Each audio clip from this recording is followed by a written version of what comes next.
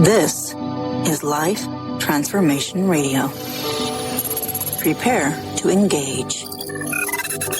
Seatbelt activated.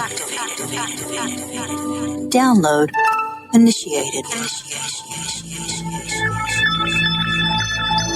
Your quantum journey of transformation begins in 3, 2, 1.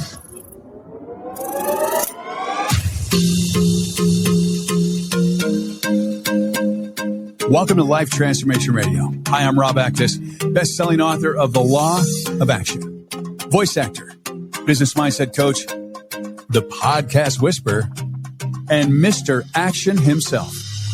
Here at Life Transformation Radio, we are committed to share more about real life, love, the power of positivity, romance, and of course, laughter. We care about helping others find their internal drive and purpose, and we celebrate life's challenges and overcoming them. On the show, my guests are amazing people who are forces for good in the world around them and live a life of transformation. Well, my guest today does just that. Today, Carolyn Sophia Skowron and I discuss overcoming anxiety and depression. If you want to learn healthy coping mechanisms and why it's important to never, ever give up, this is the show for you. Carolyn is an author, singer, songwriter, public speaker, and she is passionate about helping others feel less alone, and she wants to help break the stigma around mental health. And she wants her voice to connect to those around her who might be struggling and help those going through tough times. Carolyn, welcome to Life Transformation Radio. Thank you so much for having me. This is awesome. I'm really excited to tell my story to you, and I guess I'll just get right into it. So, absolutely. Glad to have you here. So I just want to say that life is full of transformation.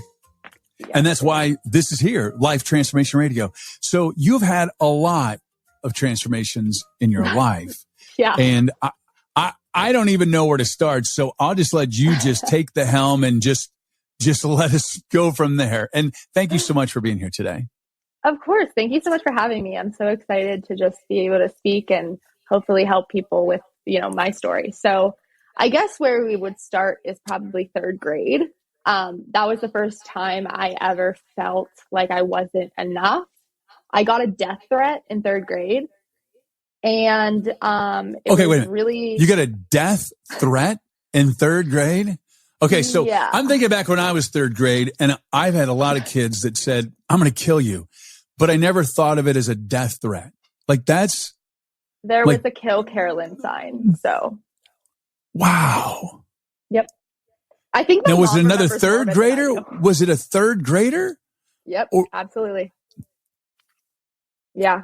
I turned around one day and saw my desk, and I saw the kill Carolyn, and all their punishment was no recess. But, when you're in third grade, you're not thinking that you have a bad mindset of people. You would think that you would just be playing with your Polly Pockets, but right. I guess it's not that simple. There's a lot to it that definitely was the huge start to my whole self-worth, just not having it. Self-worth for me is something that is a huge part of my story. And I think that in third grade, when that happened, it was the first time that I felt really knocked down and felt like, why am I not enough? And why do these people not like me? Why am I getting picked on? All I wanted to do is just be friends with everybody. And, and people didn't treat me very nice. And that's amazing. That's amazing how at third grade, and, bullies, we all suffer bullies. My daughter was bullied. I was bullied in school. It's amazing the impact. And I think I have a few friends that were bullies, in high school. And I remember our reunion, and they came up to me and they're like, dude, I'm so sorry. What an ass I was. I'm so sorry. I was so unhappy. My dad was beating me. I was this and that. And not to justify it in any way, but the significance and the impact, and, you know, for it to have such a significant impact at third grade. Wow. Because you're supposed to have fun playing with your Polly Pockets. Yeah, and Barbies. I think that's the age where the scary part is that I know what a Polly Pocket. I guess the fact that I have a daughter and then I know what a Polly Pocket is, but I do know what a Polly. Oh my God, that's so funny. Okay, so that had a devastating effect on you in third grade, and so how did you? So we talk about the stigma of mental health. It definitely had an impact on you. So did you seek help? Did you go to therapy, or did you not? No. When I was in third grade, it was the fact that I was bullied. I had this happen. So then I went to another school and I repeated third grade because of how badly bullied I was, it affected my academics. So I did third grade twice. And that's when was it the same kid? Was it the same kid who was doing that to you? Not the I know kids glob on when they see someone that's getting bullied. It's really easy for them to glob on, and that's just terrible. No, I mean, the one at the first school was definitely terrible. Then I went to the second school and I was actually getting, you know, academics, and I was actually living like a third grader should. Oh, good. So you survived third grade. I did. And you're here today to change the world, which is fantastic. I just want to help people. I mean, so after third grade, the other time that really kind of stood out to me in my life is when I was in 7th and 8th grade. My nickname was Marvin the Martian. And it was because I had frizzy hair, quote unquote, big nose and yellow teeth. But that's not a problem anymore because, hello, pearly white. Yeah, you have a beautiful smile. It's so funny. Okay, so I think I have a Marvin the Martian back there in my cabinet. I think I have it's like one of my, because I've always felt like Marvin the Martian, because I always felt like I was from another planet and just so different. And it's interesting perspective how that is, because I think he's super cool. Like he just kind of I don't know. I like that, but kids are so mean. That's terrible. But you definitely have transformed, and your teeth are absolutely freaking amazingly beautiful. Like, wow. Yeah. And you don't have frizzy hair. It's so straight. It's so perfect. There you go. She'll like, all natural today. So that's perfect. You know, that you just transformed yourself again. So that says something about who you are as a person and how strong of a person you are.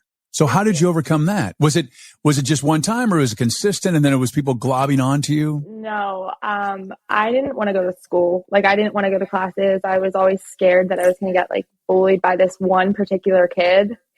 You know, it started to become a thing where I realized, okay, I'm like anxious. I didn't know it was anxiety at the time, but I was just like very like, just like always worked up. And I think that whenever I don't know. I think whenever I felt like I just couldn't go to school without it being anxious, I just like started to hate school, and I just started to That's reasonable. Yeah. That's reasonable. Yeah. But the funny thing is one of the kids who bullied me actually tried to hit me up a couple years ago, and it's just so funny because I was like, "Oh my God, they slid into your DMs." Oh my God, that's hilarious. I think it was Snapchat, or I forget. I'm just saying, but I just need to be impressed with my lingo of like slid into your DMs. I mean, I'm old, so like the fact that I can say slid into DMs is kind of funny, but or snap. I guess that's the thing now. It's like, hey, what's your snap? I hear that from my daughter. She's 22, so she's right in your age range. So I hear all this lingo. Not for 20-year-olds. If you're in your like 26, 27, don't ask for a Snapchat, ask for a number, period. I know. It's just like so funny. It's interesting. So you, that's pretty ballsy of that person to do that. Did you call them out?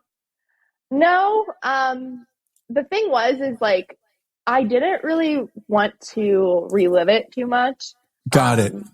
But, I don't think I ever called him out. No. You know what's interesting? Actually, there was more than one. So actually, I have to think back a little bit because I do think there was more than one. You know what's interesting about that is that, so from a guy perspective, guys are stupid, especially in 7th grade, and they don't know how to communicate with women or girls. I guess it would be girls now. Then, now.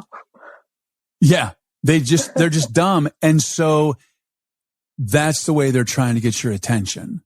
So he might have never even thought the impact that he was having on you. And so that's why when he, hits you up in Snap, he didn't think anything of it because he didn't know.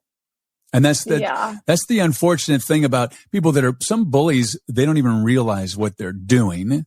They don't. No. Especially, no, they just really don't. So you got through 7th grade, you survived that. How did you do in we'll just fast forward to 9th grade. Oh gosh. All right. Well, this is Did you okay there? 9th grade was not good. Okay. 9th grade was the year that I started to have depression, anxiety. So my middle school was a private Catholic school. So then I'm going from this small private Catholic school into this huge public high school where everyone already had their friends. Yes. That's really tough. I felt like I was thrown into a pack of wolves because every time I would try to find a group or hang out with people, they'd be nice to me. And then I would hear people just being fake. And it just made me start to feel why don't people like me? And then I just, went down a spiral of just self-hatred.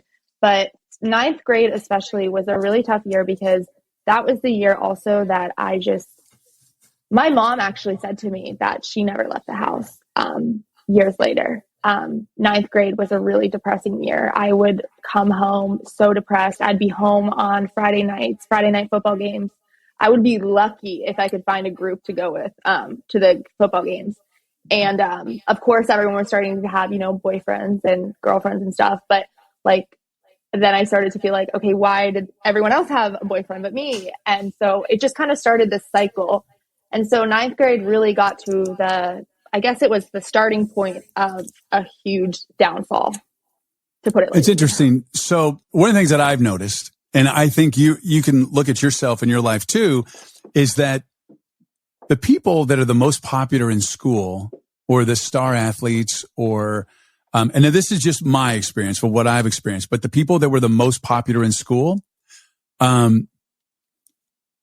can see them on Facebook. I've seen them at their reunions and their life, they're still in high school. They're still in high school. They're still friends with the same people and they still have the same cliques and they have the same BS that they do. And so you've transformed in this beautiful butterfly. So you survived high school and it's amazing because now you just have to have compassion for these people. And I love that you're getting rid of the stigma of mental health. It's unfortunate because it's a chemical imbalance in your brain. Mental health is a chemical imbalance in your brain. So if you get cancer, people don't go, oh, you got cancer. I don't want to talk to you. Yeah. I think what it is about mental health is that people know it's not contagious, but it brings to their existence and brings in front of them the possibility that they are not as happy as they are. And the possibility is that at any moment, your mental health can change. Yep. That's at any the most moment. True statement ever. Yes. Any moment. One thing can happen and it can trigger you completely downhill. And that's I guess that kind of happened for me, but it was more consistent because also whenever I was in high school, not only did I only go to public high school for a year and a half, but sophomore year of high school, I found out I had a learning disability called nonverbal learning disability. And I live in Pittsburgh. And so what's that? I may have that. What's a nonverbal? What is that? Tell me, I may have that. Nonverbal. So they don't really have any schools around here for learning disabilities. So, okay. But what's the definition of that? How I see it is this: you're really good with communicating and you're really observant and you have a really good creative brain. You're terrible at school. Sometimes socially, you're not getting all the cues or whatever, but I don't really have that issue. I kind of have the more spatially aware. Might explain some of my driving for a little bit, but I've gotten better. I have gotten better. Well, the social cues. So as someone with ADD and knowing that, so a lot of people don't realize that there's a lot of awkwardness for people that have ADD or ADHD, whatever it's called now. I don't know. That they interrupt a lot and they also talk a lot because the one thing is we were so distracted as we were growing up in school in first, second, third grade that we didn't learn social signals and social cues. Now, at my age now, I've worked really hard and I've really learned that. I've gone back and physically actually learned, and I'm very good in crowds and I'm very good in interactions and stuff. And I still interrupt, and it's funny because I don't mean to, but our brain works in a different way. But there's so many people that are going, there's so many people, exactly. There's so many people that are going through life right now that just don't understand social cues. And it makes it awkward. And then they do get bullied even as adults. So they get shunned. And that does have a significant impact on their mental health. Yeah, no, I mean, I think that it doesn't matter like at all about like who you, like, I don't know. It's just like, if you have a learning disability though, and if you have those things that make you different, that, yeah, like you said, we all interrupt and stuff like that, but like, we're human. And so like, people need to understand that like, we all do things that maybe we shouldn't. We make mistakes, but there's a difference between mistakes and also like a crime. But like, you know what I'm saying? Like, we learn from them. Right. Now you've had some other transformations in your life. So you survived high school. Yeah. And then the hits keep coming. The hits keep coming. But I will say this, boarding school though, I have some of my best friends to this day from boarding school. And I would not trade that for the world. And I will say that like, even though Connecticut was so far from Pittsburgh, I mean, it's honestly probably helped me be who I am today, because it's definitely forced you to be independent. But my mom's a saint and literally came up as often as she could because I was homesick a lot. But I did make it through high school though. Yay. Yeah. And then, but the hits keep coming. You had more transformation. Then it gets really bad. This is probably where I would say is, I mean, I was depressed in high school and stuff like that, but I think college was where it really took a turn for the worse, because I had all this like positivity of like, okay, this is going to be great. Like, I'm going to love this school. I'm going to like make friends with people the summer before. So I joined like, you know, those like school like chats or whatever. And then everyone started like, you know, following each other on Instagram and DMing and stuff like that. And I thought that was going to be, I was like so excited. I was like, people are going to like me finally. Like, yes. But that just didn't happen. I was probably a week or two into school and I was like, I made a mistake, because the people I thought I was friends with actually would talk behind like and say stuff about me. Like, so they weren't actually my friends and everyone was fake. And I had a really hard time with finding people that accepted me for me, because it kind of felt like high school in the sense of everyone had their group and it was cliquey. Being a small school, I think, you know, sometimes that happens, but it was just really tough for me, because I will say that freshman year of college, I mean, You survived. I survived. I mean, it is, to this day, I still sometimes think about it and I'm like, I can't believe like I did. But the only reason I survived, let me tell you, my best friend in the entire world, she called me at the right moment. So like, it is really important to be checking in on your friends and family. You got to say her name. So when she's listening to this podcast, you're going to go, she's like, oh my God, she said my name. She'll love it. She'll love it if you want. Your best. I'm just saying. No, I will give her. Here's the thing. She will never, ever. She'll know who she is. Yeah, okay, good. But like, I will say, like, know me. I will say that, because she is my saving grace, my best friend. She literally moved to LA and is thriving there now. And, you know, I'm just so happy she's thriving now, because my freshman year of college, I was so broken, depressed, felt so alone, that when I didn't have people to hang out with, she would stay on the phone with me for hours. Her freshman year, I always feel so bad, because I'm like, oh my gosh, like I literally called her as often as I could. And of course, the one time I wasn't on the phone with her and the one time I was, you know, stuff happened, I was like, thank God she called, you know, and she is the most amazing person and beautiful inside and out. And, you know, nice. I just have to give her that shout out, because she's the best. She knows it, but she will never admit it. Awesome. And all she wants is the best for you, which is probably a good driving factor for you to just she does. Be the extraordinary self that she sees in you. Yeah. I'm very, very thankful for her. I mean, literally, like, if I get married, we'll see. She'll be my maid of honor besides my sister. Oh, you're so funny. So you got through your sophomore, or your freshman and this sophomore, and I know there's more transition that's happened that has been a big shock to your system, and you had to survive again. Mm-hmm. It kept on coming. The hits kept on coming. So basically, I hated my first school, freshman year of college, that I ended up transferring back home. And I thought that would be it. I thought that would be okay, great. Like, my friends are around me from home. Like, I still have people here. And I thought that was going to be awesome. Like, I thought that was going to help a lot of my mental health, and Right. It surely didn't. I became this girl I was not. And I started to be self-harming. I mean, self-harming started in high school, which is really sad to say, but I say it now. Are you talking about cutting? Are you talking about cutting? Talking about cutting? Yeah. So I have a lot of friends with daughters that are currently cutting. Stop. That's really sad. As young as 9 years old. Oh my God. 9 years old? They're doing it in groups. And it's just, seriously, it's very common. It's very common. It's a bonding experience for them. I'm mind blown.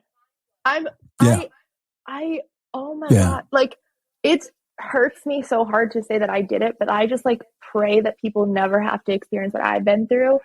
And I think that, with cutting and with all that stuff, not to trigger anyone, but it doesn't fix your problems. It's going to make it worse. No. And these 9 years old, wow, that's crazy. I mean, these kids. And the thing is, and so I've talked to professional therapists, and what they said is that a lot of parents will, is a phase and they're going to let it go. They need to seek psychiatric help quickly, because with cutting, especially if they're doing their arms, they do it horizontal, and they get to a point where they are doing it horizontal and then they don't feel what they want to feel. And then they go vertical. I know. And that is how you lose a child's life. Yep. And it can happen in a split second. So, they say it's just for attention. It's not. It's very serious. And you can look it up online if your children are experiencing that. It's pretty powerful, and it's interesting because, it's pretty powerful. That itself blows my mind, because these kids grow. The reason I'm doing what I'm doing is to help the future generations, because I don't want them to feel like they're not enough. I don't want, 16-year-old me to think she should die because a guy doesn't like her. Right. It's really important to me that these kids understand that, I am the person who went through it and got past it, but I'm telling you from personal experience, don't do it. You can save yourself a life of hell and have an amazing, amazing life if you just, let yourself be you and listen to what I'm saying, because I don't say it as a therapist. I just say it from my, point of view. Right. And right. I just think that, the thing about cutting and stuff like that is from a parent's perspective, I would just say that it's really, I can't imagine what it would be like as a parent. I always tell my mom and dad, I'm so sorry. I'm so sorry. I'm so sorry. I never meant to do this to you. Because when you're in that state, you're not thinking about anyone else but yourself. And you're not thinking about the people that do love you and the people that do care about you. Well, I want to thank you for being so bold and talking about that. I let the universe just kind of guide the conversation. And, a lot of people, we're talking about stigma, and people think that there's stigma around mental health. And, if you're listening to this and you discover that you have a child that is cutting, it's very serious. Cause I found out that some of my friends' kids were doing that. And I asked some of the therapists that I know and some of my guests on the show, and they immediately said, you really need to seek help. It can get really bad really quick. And it's a snap of a finger where 1 minute they're just cutting horizontal, and then the next minute they're like, I just don't feel it. And they'll go vertical, and your child will possibly die. Well, I think the biggest it's unfortunate. I mean, that's really, really unfortunate. But I think like as a parent too, like I feel like I wish like kids need to be more open with their parents about their mental health, because when I was in high school, I didn't spend enough time with my family. I mean, maybe that's because I went to boarding school and I missed them, but like treasure, if you have a good relationship with your parents, if you have that closeness, you gotta make the most of it. Because I used to be so afraid to tell, my parents, but honestly, once I told them once they found out, it was more like, now we can take action. But if you don't know what's going on and your child's lying to you or something like that, like there needs to be a communication that adults have with their kids that can help the kids see, okay, if I do this, I might be like this right now, but tomorrow I might be in a better mood. But if I do this right now, I'm not going to be here tomorrow. And that split second is all it takes. And I really, really just feel for those parents and kids, because it's a hard thing to have someone you love hurting themselves. And on the other hand, it's also hard to be the one in that situation. Yeah. And honestly, I think a lot of kids are doing it and they're trying so hard to just not feel anything. They think that because everyone else is doing it, that they should. But like, honestly, like that is the worst thing you could do. It like breaks my heart when I know that people still do it, because like, I just know like how like my mom's face when she saw it for the first time. And like, I would never, ever wish that on anyone. And my mom's literally like, I just have to say, she's the most incredible woman. Like my mom and dad and my sister, oh my God, most incredible people you'll ever meet. Like incredible. I just can't believe that I still have her. And, she was always loving and supportive, and she knew I would get through it. I don't know. She just knew. Yeah. It's interesting as a parent, and I have a 22-year-old daughter, in that I remember my daughter would do some stupid things, and she was bullied. And so she acted out a lot. And, I remember that I always would get her out of a bad situation. I would pick her up or whatever that was. And our agreement was, I will pick you up. I will tell you how much I love you. I will comfort you. But I'm not going to deal with the situation tonight. You're going to come home. All my intention is for you to be home safe. Yep. That's it. Actually, my mom did say that. Tomorrow, we're having a conversation, and there's consequences. Yeah. But tonight, and you have to open up, to be able to let your kids be vulnerable. You can't ask, You just have to give them that space. She said, I'll pick you up. No questions asked. Just call me. Just call me. Exactly. I want to be your call. Yeah. So she was in a bad situation, a party that got out of hand. She wasn't even doing anything, but the person that she was with got really drunk. This was in high school. It turned violent. There was a big fight there. She was scared. She wasn't supposed to be out. That's not where she was supposed to be. I could have said, I didn't, she was already traumatized by the experience. Yeah. Yeah. She did get a consequence for the other stuff the next day. She wasn't even drinking. However, I'm so glad I did that, because now, she's 22. She lives with me now. She's doing some transformation of her life. And, we have conversations that, my friends are pretty blown away by the conversations we have. She can pretty much tell me anything that she needs to know. And I will answer that for her, and in the best way I possibly can. And because of that, I'm able to not be her rescuer, but understand what she's going through and give her some guidance. But she's 22. It's her life, not my circus, not my monkeys. It's her life. And she's got to do that, because being an enabler doesn't help, but being there to have a safety net and to let her know that I'm proud of her, is definitely making an impact. And it's taken a while for me to transition to that, from her moving in abruptly as she did. But, we're having wonderful conversations, and our relationship is transitioning. So I'm happy that you have such loving parents and a sister. That's truly remarkable. Let's talk about stigma.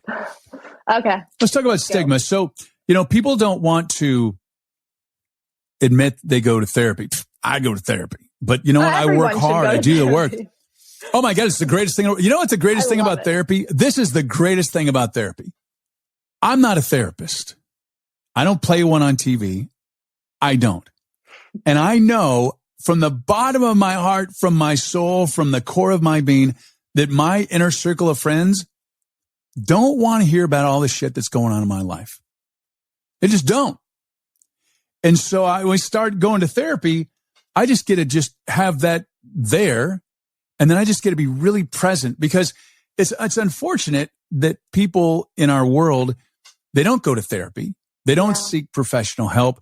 And then it gets really as a drain as a friend, because all they want to do is like just dump all their shit on you. Yep. And it gets a lot.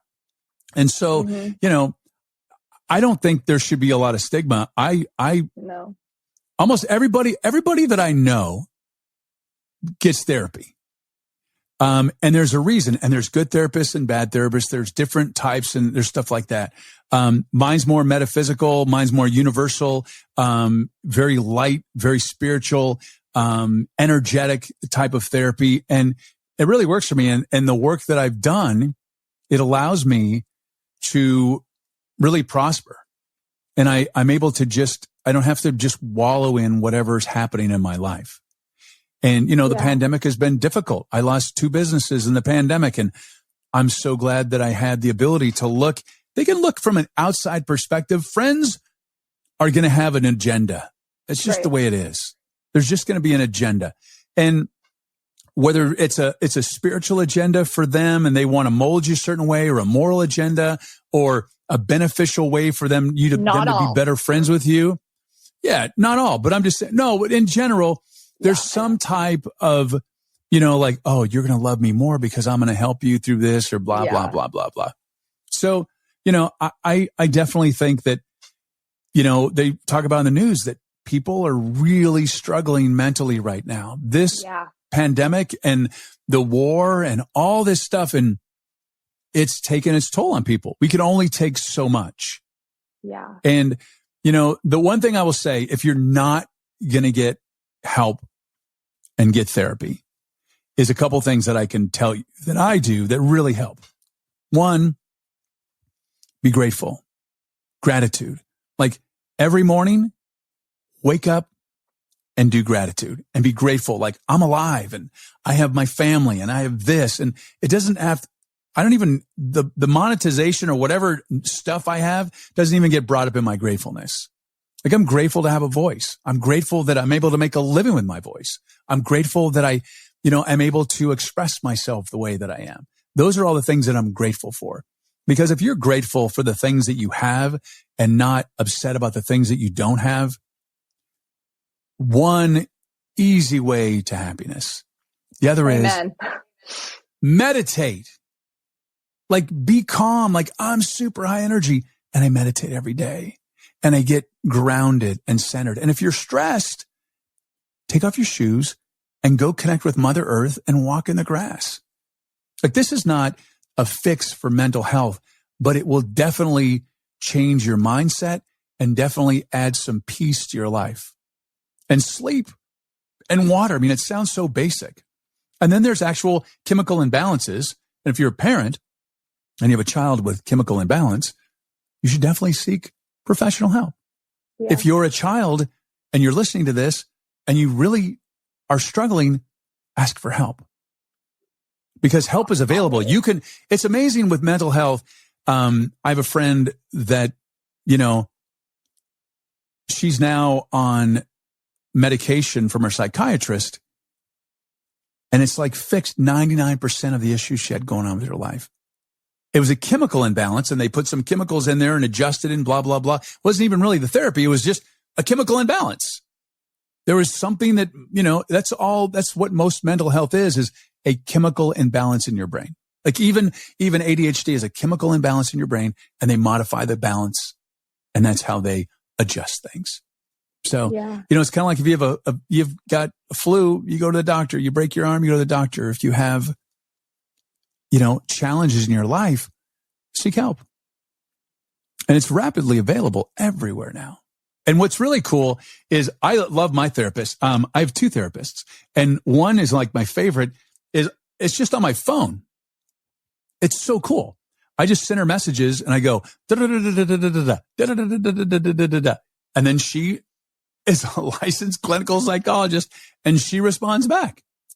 And it's amazing. It's just the wonders of modern technology. And most insurance companies pay for that, which is amazing. You can text or type, and it's so therapy is out there and help is out there. And I urge people to definitely do that. And I really want to commend you for what you went through. And I know you didn't go as deep as you were possibly going to go, and that's fine. Yeah. We can read between the lines, and that's fine.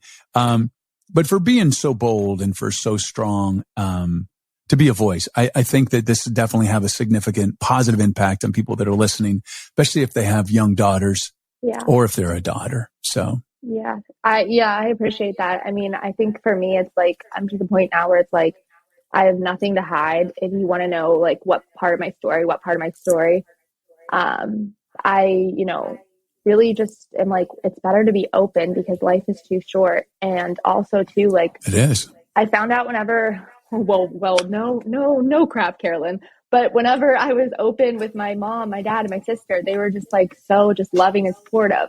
But I was just like too scared because I was like, I don't want to put this on them.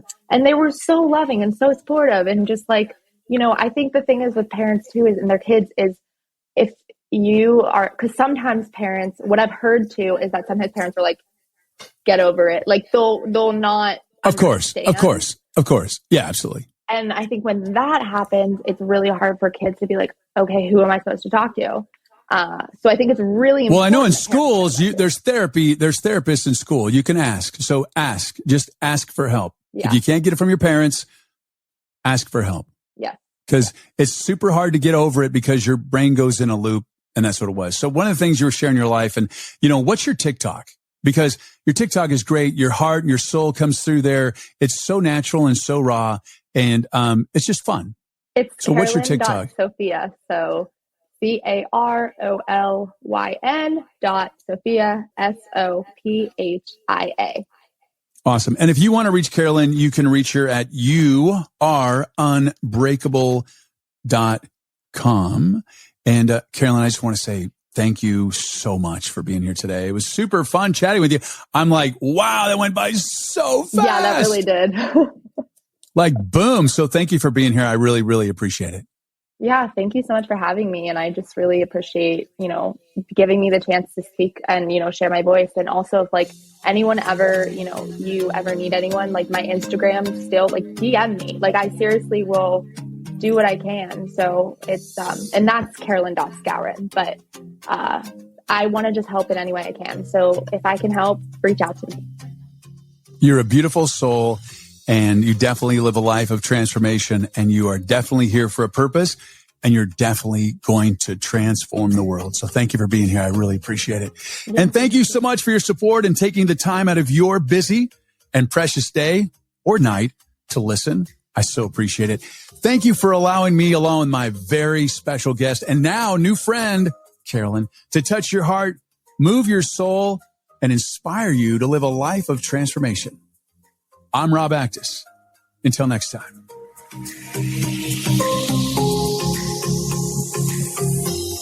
This is Life Transformation Radio. Download complete.